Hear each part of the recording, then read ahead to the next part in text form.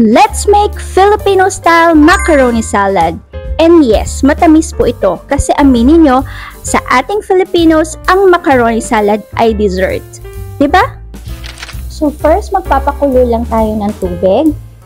And then, lalagyan natin ng around 1 tablespoon ng salt. Meron ako ditong kalahating kilo ng chicken breast. So, pakukuluan lang natin hanggang sa maluto. And then, takpan lang natin. Babalikan natin siya pag luto na, mga around 15 to 20 minutes. So, after 15 minutes, check na natin yung ating chicken kung luto na siya. Ayan, luto na yung ating chicken breast. So, iset aside natin and then pag malamig na, i-shred natin siya. So, ayan, pag malamig na yung ating chicken breast, yung pinakulo natin na chicken breast kanina, hihimayin lang natin siya, yung ganyan, i-shred lang natin.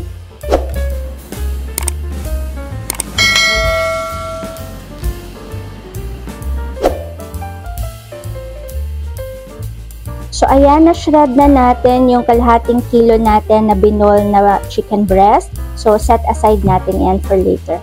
So, sa same pot na pinagkuluan natin yung ating chicken, doon na rin natin pakukuluan yung ating pasta. So, meron ako ditong 2 packs ng pasta, around 800 grams to in total. So, ayan, haluin lang natin and then takpan lang natin siya. According sa package direction, lulutuin natin siya for 9 minutes, pero ako, lulutuin ko lang siya ng 8 minutes para medyo al dente. So, after 8 to 9 minutes, check na natin yung ating pasta. Ayan, luto na ito. So, pwede na nating hanguin and then, mag-a-assemble na tayo ng ating macaroni salad. So, ayan, okay na yung pasta natin, tsaka chicken breast. Pagsasama-samahin na natin lahat dito sa malaking pot. Yan, sa malaking lalagyan, pagsasama-samahin na natin yung ating macaroni.